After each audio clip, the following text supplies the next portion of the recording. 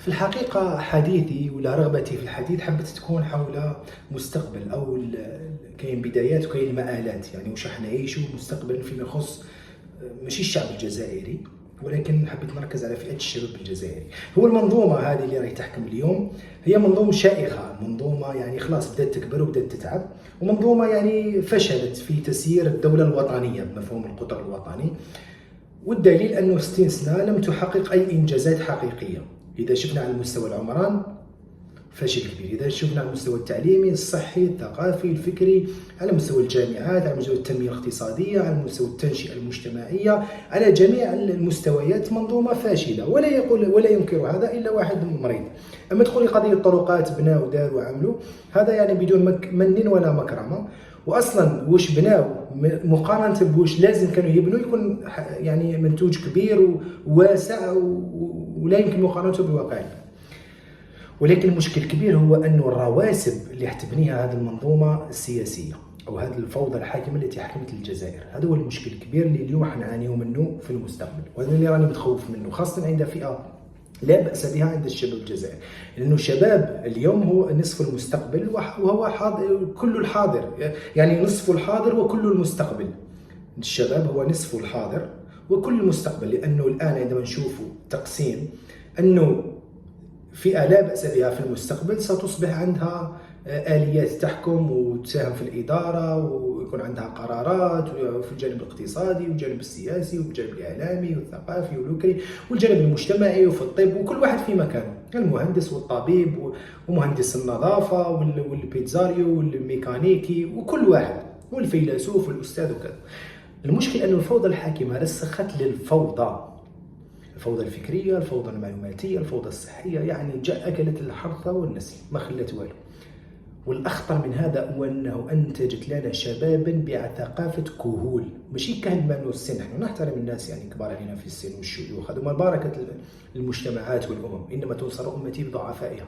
المشكل أنه عندما تؤخذ هذه السلبيات عند هذه الناس، عندما يجيبوا هذيك الثقافه تاع البيروقراطيه، تاع التخلف، تاع المؤامرات، تاع الاقصاء، تاع رفض الكل، تاع احنا اللي نعرفوا، احنا دايرين، احنا عاملين، هم ما يعرفوا والو.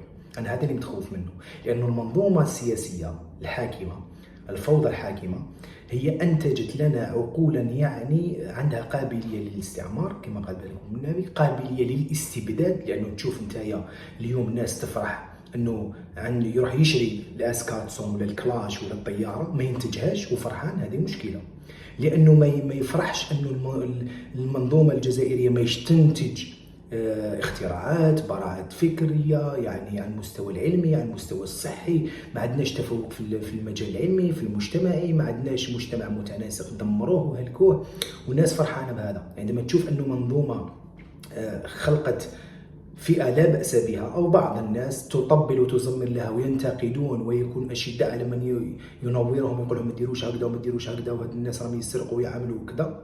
عندما تشوف شعب لا بأس به، قلة من الشعب، أنه يشيد اللي يضموا واللي يحقروا أولادهم، ويجي الواحد اللي يقولوا خطيت من هذوما الناس وهم يسرقوا وهم يعملوا، يسبوا ويدلوا يعملوا. أنا واش تفهم أنه رواسب الاستبداد والاستعباد ترسخت عند فئة لا بأس بها. هل هذا نذير شؤم؟ طبعا.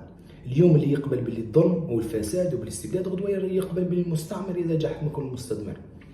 هذه راهي خطر على المستقبل.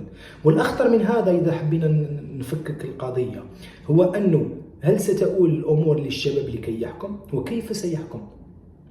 الدول لا تقاس بعد 5 سنين، 15 سنة، 20 سنة، 30 سنة، تقاس بعد 50 سنة، 100 سنة، 150 سنة، لاستشراف برسبكتيف للمستقبل، واش قدرنا ننتج وماذا سنخلي لأحفادنا وأحفاد أحفادنا. هذا نفكر، يعني إذا قامت الساعة وكانت الدنيا يعني انتهت وكذا، هذا مردنا إلى الله، ولكن نحن اعمل الدنيا كأنك تعيش أبدا وأعمل الآخرة كأنك تموت غدا. أنا أظن أنه أكبر خطر يهددنا يعني من الناحية الوجودية هو أن هذه الفوضى الحاكمة أسست للا شيء، وأسست المفهوم اللا دولة، وأسست المفهوم اللا مجتمع ولا شعب ولا نقابات ولا أحزاب ولا شيء، الكل أمني. ويا ريت لو جاء مفهوم أمني يعني استشاريين ومختصين في جميع التخصصات، الكل أمني بثقافة متخلبة انت أكل الدهر عليها وشاب. هل هؤلاء خطر؟ أنا هذا اللي متخوف منه، متخوف أنه يجونا شباب بعقلية فوضى شائخة كهول يتفننون في مصلحتي وفي تقنين الفساد والمحاباة والرشوة والاستبداد وهكذا. وشنو هو الحل أنور؟ الحل هو أننا نوعي أنفسنا أولا، قضية الوعي. ثانيا هو أن يكون فيه نداء حقيقي للنخب. ما فهمتش أنا أستاذ وطبيب وعالم وكذا لا يهتم بواقع شعبه وبآلامه وبآماله، وما ينورش وما يواجهش هذوما الناس اللي يدمروا في البلاد والعباد. مثقف، إذا كنت تظن أن مثقف تلبس كرافاطة وتلبس مليح وتتكلم بعلوية فأنت لست مثقف، أنت يعني مثقف، أنت إنسان عندك عقدة ولا تعيش همم شعبك. المثقف موقف وليس مهنة. رجل الدين، الإمام، الطبيب، المواطن العادي، الخضار، بائع الفواكه، مهندس النظافة، الميكانيكي، البيتزاري، هذه كلها. أنا أقول لكم أن الأمر كبير وخطير إن لم يعني نواجه ما يعني هذه الفوضى الحاكمة التي ستؤثر على مستقبلنا ومستقبل أولادنا وأحفادنا. سلام.